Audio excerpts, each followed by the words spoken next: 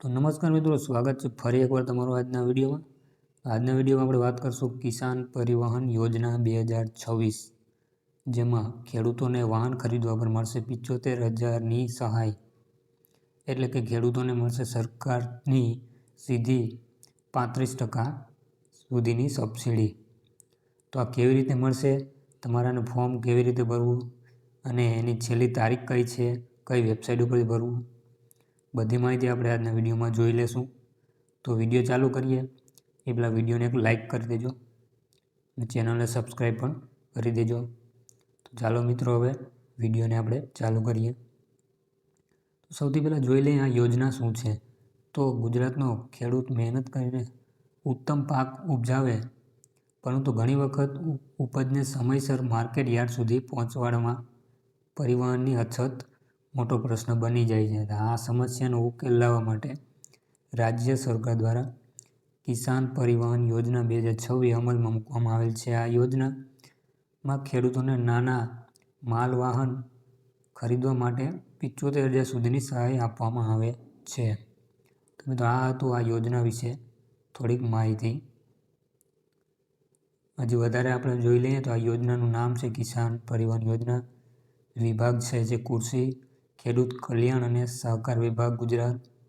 સહાયની રકમ જે છે એ 35% છે, એટલે કે 75,000 સુધીની. ત્યાર પછી અરજીની પ્રક્રિયા તમારે ઓનલાઈન છે અને આઈ ખેડૂત નામનું પોર્ટલ ઉપર તમારે જઈને એપ્લાય કરવાનું છે. બધી માહિતી આપણે નીચે જોશું કેવી રીતે છે બધું. તો વિડીયોને છેલ્લે સુધી જોજો, સ્કીપ ના કરતા. ત્યાર પછી લાભાર્થી છે તે ગુજરાતના ખેડૂત હોવા જોઈએ. ત્યાર પછી અહીં વાહનનો પ્રકાર છે, જેમાં નાના માલવાહક 4-વ્હીલર વાહન છે જે મળવાપાત્ર છે. અને અહીંયા આપણે વેબસાઇટ આપેલી છે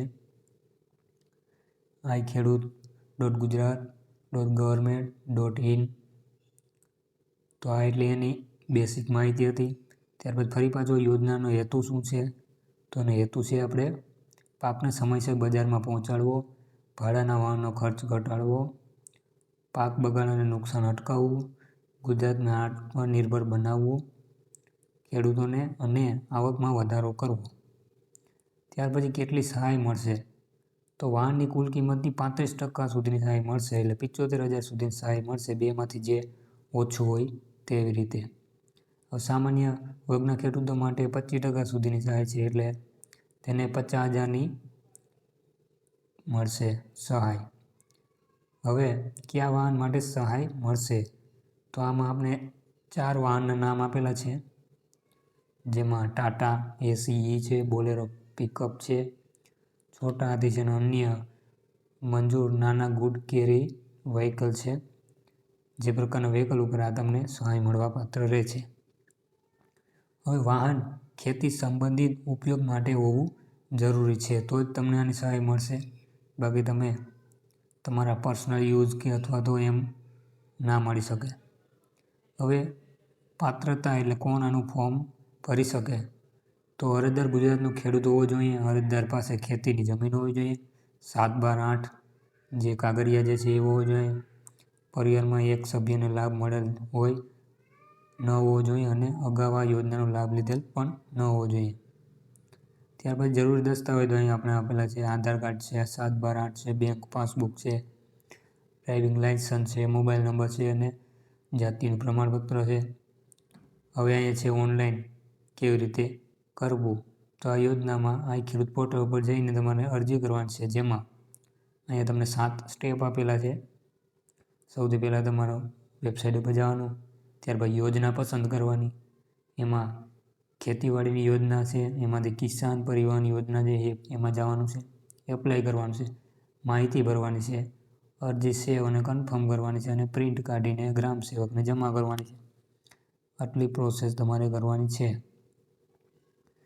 ત્યાર પછી તમારે ચકાસવી અરજી સ્ટેટસ, તો અહીં ખેડૂત પોર્ટલ પર જઈને એપ્લિકેશન સ્ટેટસ જમા જવાનું છે અને અરજી નંબર દાખલ કરીને સ્ટેટસ તપાસવાનો છે. હવે ખેડૂત માટે શું ફાયદા છે, તો પરિવહન ખર્ચમાં બચત થશે, પાક સમસ્યા વેચાણ થશે, આવકમાં વધારો થાય, પોતાનું વાહન લાંબા ગાળાનો લાભ લઈ શકશે અને ખેતીમાં આધુનિકતા થશે. મહત્વપૂર્ણ નોંધ, પહેલાં પ્રી એપ્રુવલ મળેલું જરૂરી છે. મંજૂરી પહેલાં વાહન ખરીદશો તો સહાય મળશે નહીં અને અરજીની ચકાસણી બાદ જ અંતિમ મંજૂરી મળશે. તો આ હતું આજના વિડીયો વિશે સંપૂર્ણ માહિતી. બધું જાણ્યું જેમાં શું ડોક્યુમેન્ટ જોશે, કેવી રીતે તમે એપ્લાય કરવું છે, કઈ વેબસાઇટ ઉપર કરવાનું છે, બધી માહિતી આપણે આજના વિડીયોમાં જોઈ લીધી. વિડીયો પસંદ આવ્યો તો એક લાઇક કરો અને ચેનલને સબસ્ક્રાઈબ પણ કરી દેજો અને તમારા મિત્રો સુધી શેર પણ કરી દેજો એટલે એ લોકો આ યોજનાનો લાભ લઈ શકે. જય હિન્દ.